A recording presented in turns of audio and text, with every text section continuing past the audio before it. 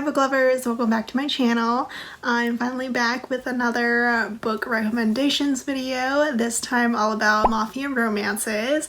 And you might have guessed the reason or the inspiration why I decided to do Mafia romance recs, and that is because of this new movie that came out that finally released on Netflix called 365 DNI. That one is a Polish mafia romance turned movie and everyone is talking about it, so I figured why not share some of my favorite mafia romances that you could read if you've been craving some mafia romances, whether it's because of this movie or not. I'll probably share my thoughts on the movie later on in the video towards the end, but I'm sure you're here for some book recommendations, so here they are. The first mafia romance series is probably my all-time favorite mafia romance series, and that is the Monster in His Eye series by J.M. Darhauer. This is a 3-book series. It was originally going to be 2 books, but she ended up giving us a third, which I was so happy about. But yes, this is the Monster in His Eye series. It is a dark mafia romance. It's got age gap, forbidden love. J.M. Darhauer is always so good at writing dark romances, dark mafia romances. I pretty much genuinely love them all, but I'll start off with this series because it is my favorite. I love this hero, Naz. Naz is not a good guy. There are more sinister reasons for why he decides to pursue our heroine, Carissa. Throughout the story, Carissa is wondering why this gorgeous man who's twice her age, who's rich, is pursuing her of all people, this 19-year-old college student who's very, very poor. And yes, you do find out that there are darker, more sinister reasons for why Naz wants Carissa, but he does end up genuinely falling for her despite how much danger that puts her in. So this one was epic and suspenseful. I loved how it kept me on the edge of my seat. Lots of twists and turns, not just in this book, but throughout the whole series. Book 2, Torture to Her Soul, is my favorite of the 3 books, mainly because we do get Naz's point of view in the second book, and it is so well written. To this day, Naz is still one of my favorite heroes of all time. Like, he's not a good guy, but you love him anyway. And despite how dark it is also very, very romantic because Naz pretty much worships Carissa. He would do anything for her, do anything to protect her, which does resort to violence sometimes, but I mean, there's a reason why he is part of the mafia. The third book, the third and final book, is called Target on Our Backs. I would say that the second book does end pretty well. I mean, it was supposed to end with 2 books, but we get this bonus third book, which means we get more of Carissa and Naz and how they kind of wrap things up in regards to the whole mafia underworld. I loved it. I loved how she wrapped up the series. This series is just epic. If you haven't read it yet, please do. And then read this next series, which I'll get into, the Scarlet Scar series, which is the spin-off of the Monster in His Eye series. The Scarlet Scar series is 2 books, and this is Lorenzo's story, who we did get to meet in the original trilogy. He is yet another anti-hero that you can't help but love. Lorenzo is very, very different from Naz. They actually have a sort of frenemy relationship, but he has a very dark sense of humor. He's very sarcastic and he has quite a bit of a quick temper, whereas Naz was definitely like that smooth, cold killer kind of guy. He ends up falling for a woman named Scarlet, who is even more intriguing and mysterious than Lorenzo himself. She's actually able to pull one over him and ends up stealing his wallet, but instead of killing her for stealing his wallet, he decides to give her another chance and try to unravel this mystery woman. They were pretty much perfect together, able to go head to head. I love this series, maybe not quite as much as the Monster in His Eye series, but it's still so good. You get more of this mafia world that J.M. Darhauer has created, and if you love stone cold killers, I mean, you'll probably love these men and their series. This next series is not quite as dark as J.M. Darhauer's books, but I still love them, and that is the Game Maker series by Kresley Cole. So the Game Maker series is 3 books, but each can be read as a standalone. My favorites are books 2 and 3, although the first book is probably the most mafia heavy. The first book is called The Professional, and this one we have a hero who is an enforcer in the Russian mafia. Alexei has a bit of a forbidden romance because he falls for his mafia boss's long-lost daughter, and he's tasked with protecting her and guarding her. Again, this isn't really my favorite. You don't have to read it in order to read the second and third book, which I highly recommend, but it's still a worthwhile read. It's very steamy. The series is erotic romance, and there's some BDSM aspects and just like lots of kink going on. I mean, if you read it for the steam, if you read any Kresley Cole for the steam, it's gonna be worth the read. But the second book, The Master, is one of my all-time favorite books. This one is about the second brother. All three books are about three brothers, and this one is about Maxim, who is a Russian billionaire slash mafia guy. I will say though that despite Maxim being a part of the mafia, it's not as mafia heavy as it is in the first book. It's like mafia adjacent, but you definitely do know that Maxim is not, you know, a squeaky clean guy. I love this book. We have this rich mafia boss falling for the new prostitute that he's hired. Kat is on the run from her murderous husband, and she needs to make some money, so she signs up to be an escort, and her very first client is of course Maxim. Maxim becomes utterly seduced and obsessed with Kat. She's nothing like he ever wants or expected, not just in like an escort, but you know, the woman in his life. He wants her, he wants to possess her, he wants to know everything about her, but she keeps him at arm's length. She is so good at setting her boundaries and not giving in to his demands, which only makes him want her more. So I love Kat. She's such a kick-ass heroine. There's lots of jealousy on Maxim's part. He is very much an over-the-top alpha male. I mean, I honestly don't know if Kresley Cole can write any other type of hero, but I love it. Her books are like crack to me. They're so addicting. And then the third book, The Player, is also another top favorite. This one is about the youngest brother, Dimitri, who's been a bit of a mystery throughout the first two books. He is definitely the most tortured of the three brothers, who have not had the easiest life growing up. Again, it's sort of mafia adjacent like The Master was, rather than The Professional, but still so good. We have another obsessed over-the-top alpha male who falls in love with a con artist who has set her eyes on this rich billionaire. Victoria, our heroine, grew up in a family of con artists, which I think is super cool. Dimitri is her latest mark. She wants him for his money, of course, but she doesn't expect to actually fall in love with this guy. It's a whirlwind of a romance with lots of dirty, kinky sex. The series is just so much fun. I wish Kresley Cole wrote more contemporaries, more like of this world, because there's a certain couple in the Player that I would love to get their romance, but these are only contemporaries so far. But definitely read them if you want mafia but not too dark or violent, and if you want something very hot and filthy, the series is great. This next mafia romance rec is a standalone, and that is The Kiss Thief by LJ Shen. This is probably my favorite of all her standalones. I love it so much. It was one of my favorites of 2019, and you'll probably see a little pattern when it comes to mafia romances, and that is heroes who are alpha males.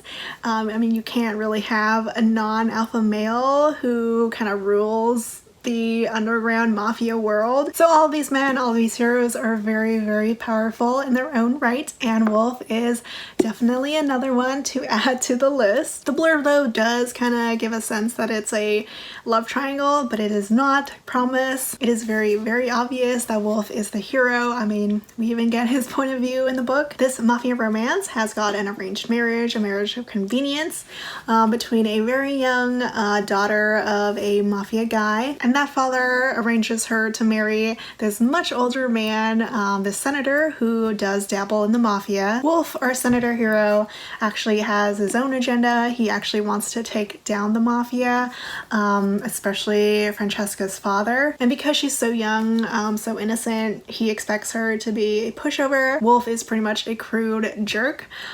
He is a giant ass. But luckily, our heroine is not a pushover and stands up to him. I love Francesca's character development in this book. She grows and learns to stand up for herself, and she absolutely does not take any of Wolf's shit. There is a ton of steam. It does dabble not just in Mafia, but in politics. It's got a big age gap, and there's also a good dose of angst, especially towards the end, where our hero has to grovel a bit. But this is a fantastic arranged marriage kind of Mafia romance. This next recommendation is yet another series. I seem to be recommending non-standalone, so if you're a standalone fan, I'm sorry. But the Crime Lord series by Mia Knight is one of my favorites, and I can't not include it in this recommendations video. Mia Knight is definitely an underrated author for me. I love her, and I'm still waiting on some sequels for her. There are 6 books in the series, but I'm only going to be talking about the first 3 books, which follow one couple, Lila and Gavin. Crime Lord's Captive is book 1, and yes, the heroine is very much our Crime Lord hero's captive. It is a second chance romance. I will say that there was cheating from the hero, so if you don't like that, probably not for you, but if you don't mind that, but I know that's a hard limit for a lot of people, and I don't blame them. I mean, cheating is not my favorite thing to read either, but I don't know how Mia Knight did it, but she really did make me believe in the romance, believe in Gavin. The series is intense and crazy and dark, and just a wild ride of a read. Again, it is very, very dark. Lots of violence, lots of gore. Gavin is a stone cold killer, especially after Lila left him for 3 years, during which he never stopped looking for her. If you want all the nitty gritty and violent aspects of the Mafia, the series is a great one to read. And the romance itself is crazy. Gavin is completely obsessed with Lila, and he'll do anything to have her back. There's lots of angst, lots of groveling, and Lila herself is forced into this Mafia world that she never wanted to be a part of. She's forced to learn and adapt to this brutal, violent world that comes with Gavin. If you love dark, very, very dark romances with questionable heroes who do questionable things, Gavin is a psycho, especially when it comes to Lila, and possessive is very much an understatement on how he feels about her. So Gavin and Lila's story is 3 books, the first 3 books in the Crime Lord series.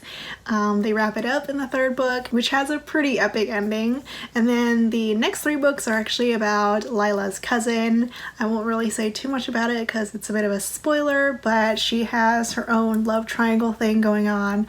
The 5th and 6th books are not out yet, which is why I haven't read book 4 yet, just because I want them to be all out before I start binging. This next series is another Russian Mafia series called the Her Russian Protector series by Roxy Rivera. I've read the first 4 books and a random book 8, but each of them can be read as a standalone for the most part. The first book, Ivan, is okay, my least favorite of the series, but this one has an MMA fighting hero who helps the heroine like protect her, guard her while she's finding her missing sister. The 2nd and 3rd book, Dmitri and Yuri, are a lot better. Each book is named after the hero. Dmitri is a friends to lovers romance, which I love.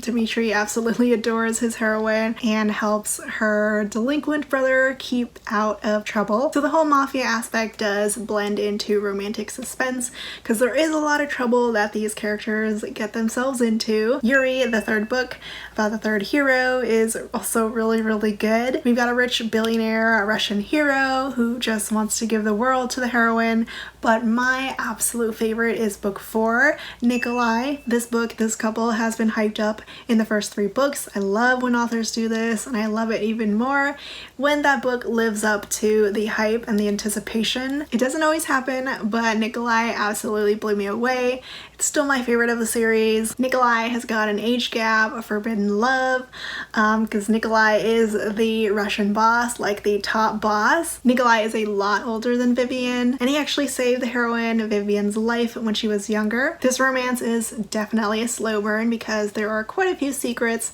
especially on Nikolai's part, that prevent them from getting together, and also Vivian kind of sort of gets kidnapped and taken away, so Nikolai has to find her and rescue her. This book was epic. I love the romance, I love the suspense, the action, collection. I just love the series so much. I love Roxy Rivera, and I'm a little sad that she hasn't really been writing much anymore. She had a huge writing break between 2016 and 2019, and there's still so many characters in this Russian mafia world that need their stories to be told. But still, I love the series.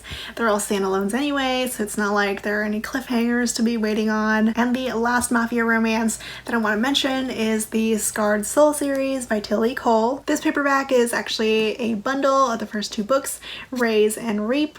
It was actually originally published as an indie, but then St. Martin's Press picked it up. This series is yet another very dark, gruesome, and violent kind of mafia romance. These first 2 books, Raise and Reap, are my favorites. The first book, Raise, is about this underground fighting ring where the hero, Raise, is a prisoner. He's been a prisoner and a fighter forced to kill since he was a young boy, so he's pretty much a savage. He has no idea who he is besides being a prisoner, a fighter prisoner. The heroine, Kisa, is a daughter of a top mafia boss, and when these two meet, Kisa finds him very, very familiar. I love the heroes of the series. They are so raw and primal.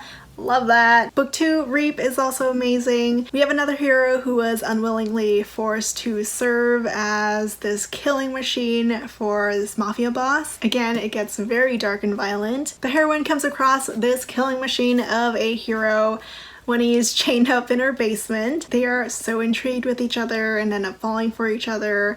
I love that despite these books being very gruesome and dark, it is very, very romantic as well. I just love these primal kinds of heroes, the ones that show their love through their actions. And Tilly Cole did a really great job with both of these books. So those are my recommendations for some good mafia romances. Let me know if you read any of these, or tell me some of your favorites that I still need to read. Again, this was pretty much inspired because of 365 DNI.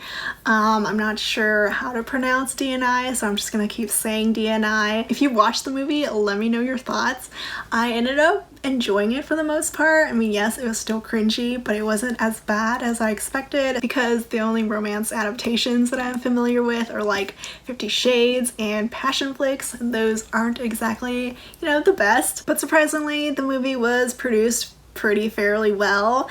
They must have had a good budget, at least a bigger budget than say Passion flicks would have. But honestly, the people are just watching it for the main actor, Michelle Marone, who is gorgeous, and of course the steam. There's a whole boat scene where it's nothing but sex. Nobody is watching it for the plot, let's be honest, but if you do want some good plot with your steam and mafia stuff, these books that I told you about are perfect. I've never read the books, there's no English translation as of yet, but from what I've seen in reviews, that series, the 365 series, gets a little bit crazy, so I'm not sure I would read them anyway, but I was thinking of which book that I recommended would be the most similar to the 365 DNI story, and I would probably have to say that the Crime Lord series is the closest in storyline, just because, like, minus the whole second chance romance, the hero kidnaps the heroine and keeps her captive with him to make her fall back in love with him. So I'll just throw that out there. I hope you enjoyed this video. All the books that I mentioned are in the description below, and I'll see you all next time. Bye!